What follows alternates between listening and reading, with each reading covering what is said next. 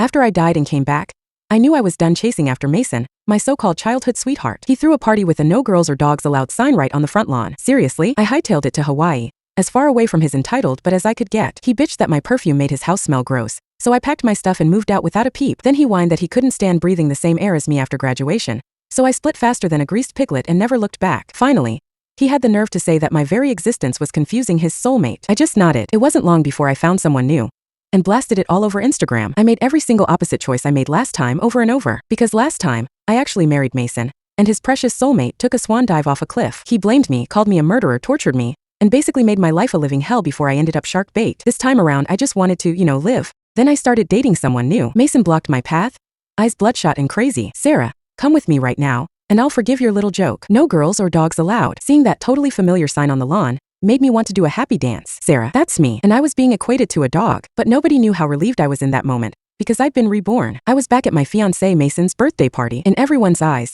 I wasn't good enough for Mason. My family wasn't rich and honestly looks-wise I was not in his league. He was the golden boy of the Mason family in our town, and I was just an orphan with no one. It only took one stupid childhood game to tie us together for over 20 years. Everyone felt bad for Mason. He did too.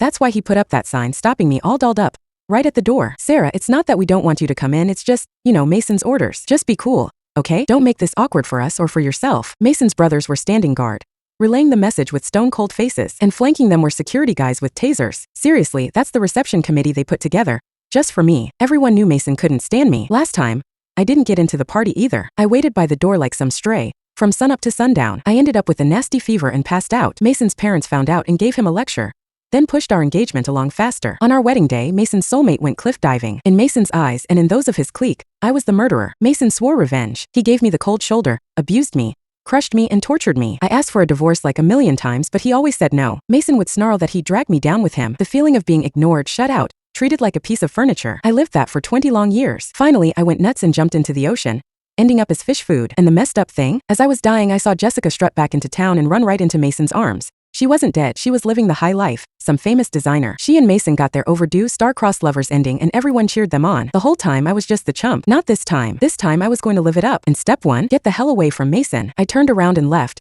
in front of so many stunned stares, not giving it a second thought. Back at the Mason house, I ripped off the uncomfortable dress. Everyone knew that I was Mason's lapdog. Whenever it came to something about Mason, I always was thinking 10 steps ahead, and I made sure he had everything. Mason had mentioned more than once that work was exhausting, and that he needed to just chill. So, I organized a whole Hawaii trip to go with his schedule, because he had said once that he missed the sand and the ocean over there. But last time, Mason didn't go to Hawaii. Instead, he went hiking and camping with Jessica. I was ordered to come along. In the middle of a storm, Mason told me to pick up Jessica's bracelet. I ended up tumbling down the cliff, breaking my leg, and I spent 2 whole months in the hospital. I never wanted to go through the helplessness I felt at that moment ever again. Getting away from Mason was step 1. I packed up my stuff, grabbed my ID and went downstairs. Just then, Mason came in all dressed up. He looked at me, scoffed, and threw my suitcase away. I frowned and asked, "What are you doing?" "Sarah, I should be asking you that question. How old are you? What is this, a runaway act? What are you going to do next time? Write a suicide note?" Mason was panting, disgusted with me. "Sarah, are you serious? You're trying to threaten me again with suicide." I patted the dirt off my suitcase and said clearly, "Who said I was going to commit suicide? He and Jessica,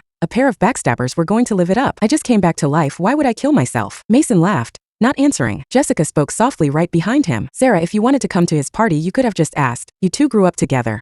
He wouldn't have stopped you. Suicide only works once. After that, it's like crying wolf." Jessica was saying a lot with a few words. Mason looked at me with even more disgust. Memories ran through my head. I remembered something. After Mason and Jessica got together, he was a different person. I was angry, saying that I would jump into a river somewhere. Mason's parents got scared and ordered him to break up with Jessica. After that, Mason was disgusted with me, ignored me, and refused to talk to me. Jessica's friend group shut me out, bullied me, and he didn't care. I looked right at Mason and said, "You're overthinking it. I wasn't going to kill myself. I was packing to go to Hawaii." Mason laughed at me for trying to find a way to make myself look better. Jessica tugged on his sleeve. "Mason, why don't we let Sarah join us? She looks so sad." Mason looked troubled and was about to say something. I rejected again. "No thanks, I'm going to Hawaii." Mason scoffed. "Did you hear that? She's going to Hawaii. Sarah, don't be unreasonable right now." Jessica sighed and held my arm. Her sharp nails dug into my skin. I winced in pain and pushed her away. Jessica fell on the ground, holding her hand and looking at me like she couldn't believe what happened. "Sarah, you..."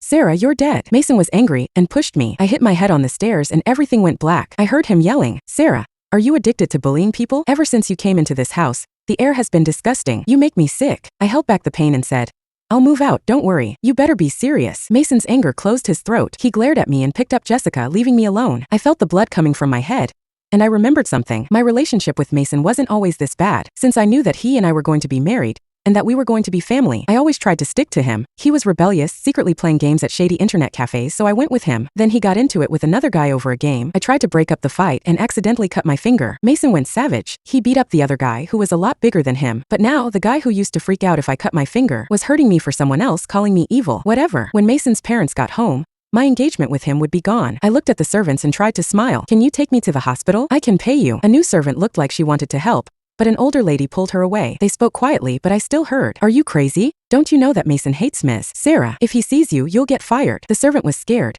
and ran away after looking at me. I laughed and picked up my cracked phone. Mason's parents are always away. They're only home for 3 or 4 days a month. Mason was the master of the house. He said that many times. I'm not a Mason. I need to deal with my own problems. So no one would come near me. Whenever I got home, the leftovers would be thrown out. The dishes were all empty. I was used to it. I went to the hospital. The doctor said that I had a concussion. He told me to stay for a few days. When I got out, I went back to the Mason house to pick up my stuff. The servants watched me, but did nothing to help. That afternoon, I packed up everything and went to a hastily rented apartment. It was only temporary. In a few months, I would get my diploma, get a job offer, and end the engagement. I could get away from everything. On the 3rd day after I left the Mason house, Mason called me drunk. "Where are you? Come over to A12. I was writing my resume, so I was annoyed. "Mason, what's up?" He stopped talking. Even the noise around him died down. I said hello, but he didn't say anything, so I was about to hang up. Then Mason spoke. "Sarah, where are you?" I kept typing and put the phone down, answering. "Didn't you say that it made you sick to live in the same house as me? So I moved out. Don't worry, I won't come back." He breathed heavier, then laughed. "Sarah,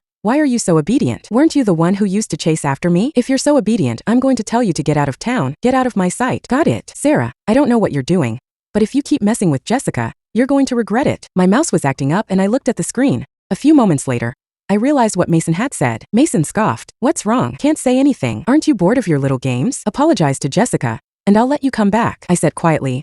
"Okay, I promise you, Mason, I'll leave." Then I hung up. I got my diploma. I got some replies to the resumes I had sent. My favorite offer was from a company in the next city. I set up an interview right away. Having a job was my biggest wish last time. I was nervous, but the company called me before I got on the train. I was in. I was so happy I started looking for places to live. The idea of getting away from Mason made me so excited. I got a call from Mason right when I got off the train. He said angrily, "Sarah, where are you?" My good mood was ruined. "What's up?" Mason was even angrier.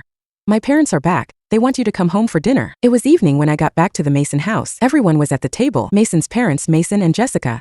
None of them looked happy. Something must have happened when I was gone. I walked in. Mason looked at me and then got up and left. "I'm done. I'm full." Jessica went after him. I sat next to his parents. They were awkward. I looked at them like my parents. They tried to save me when Mason locked me up last time, but Mason was in charge. They couldn't help. I didn't blame them. I blamed myself. I said softly, "Mr. and Mrs. Mason, I've been thinking about this. Mason and I don't fit. He doesn't like me, and I don't like him. It's better if we can be free. The engagement should be over." Mrs. Mason looked stiff and tears started to well up. "Are you serious?" I nodded. I solved the problem I had wanted to fix the most. I felt happy. Before I left, I went back to the bedroom for something I had forgotten. Jessica stopped me. "Sarah, can you give Mason back to me? I'm pregnant with his kid.